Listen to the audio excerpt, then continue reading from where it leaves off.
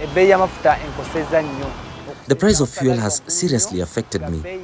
A year ago, I used to buy 3 liters of fuel for $3.20. With 3 liters, I would work and earn about $16. I knew I would have some reasonable profit. Currently, fuel for $5 can no longer make me $12. It makes me about $11. I have been badly affected.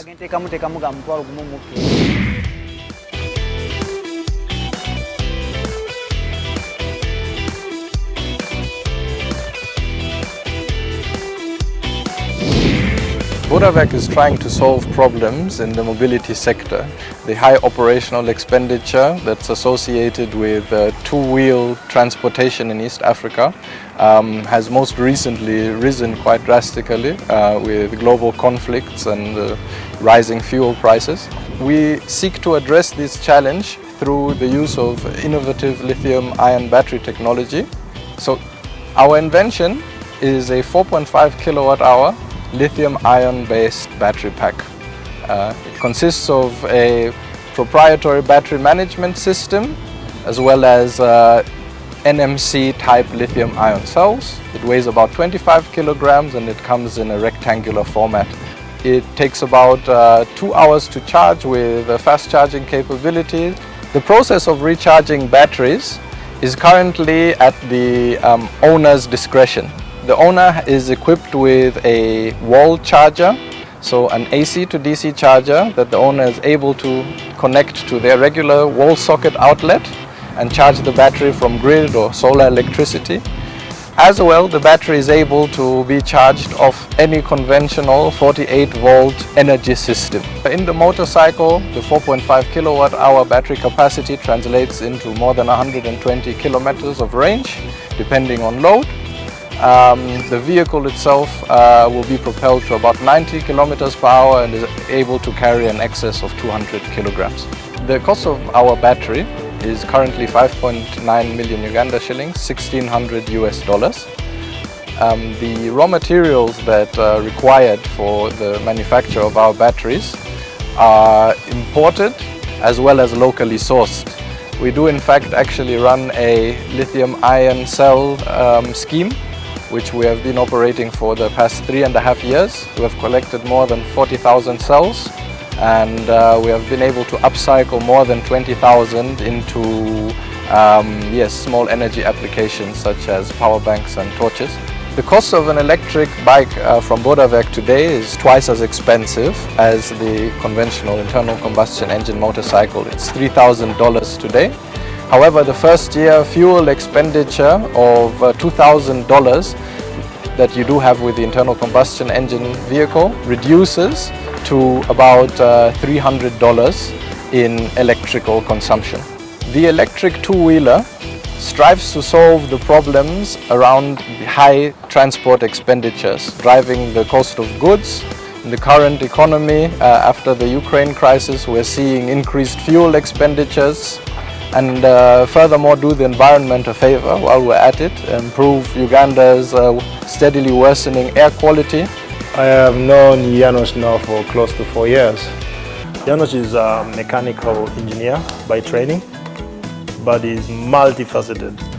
It's multifaceted, you know, he can do a bit of electronics, you know, he can do a bit of organization, a bit of human resource.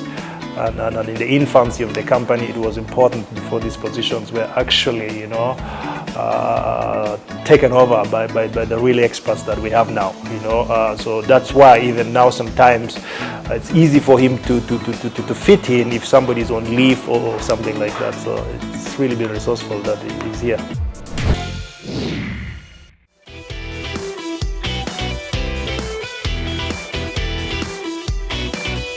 My name is Sewa Niko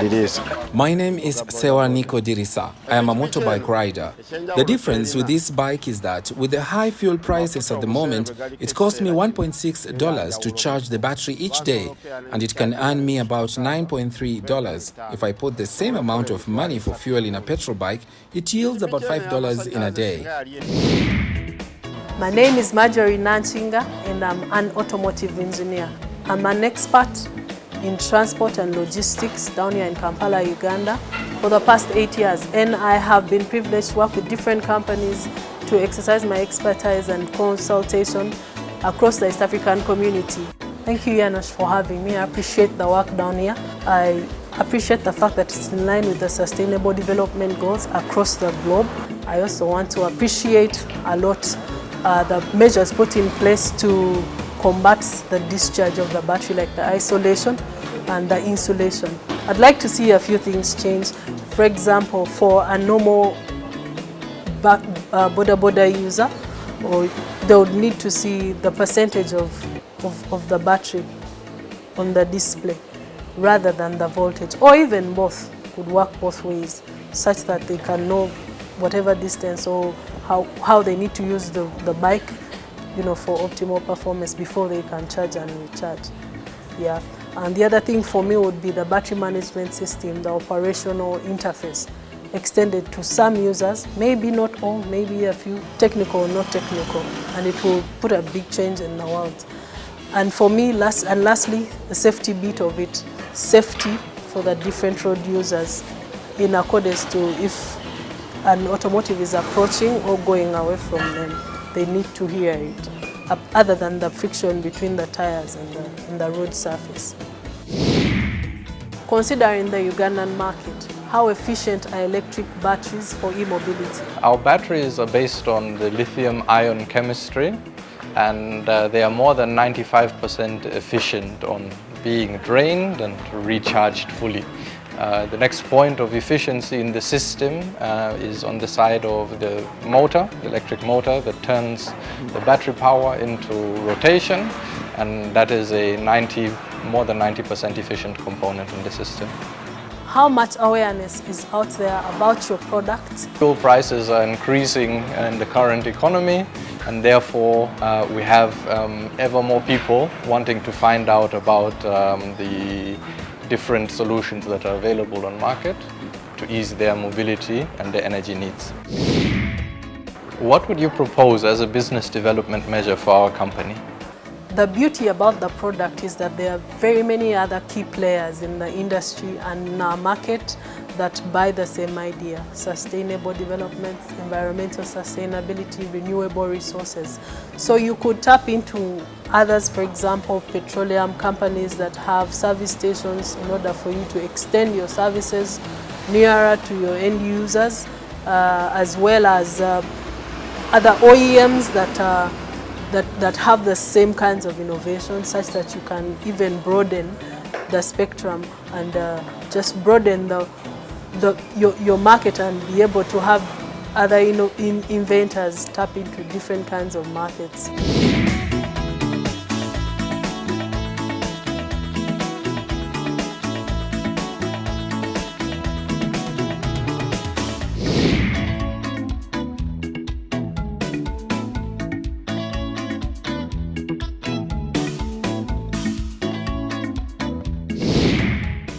These are my tips on e-mobility in Africa. Number one, the need.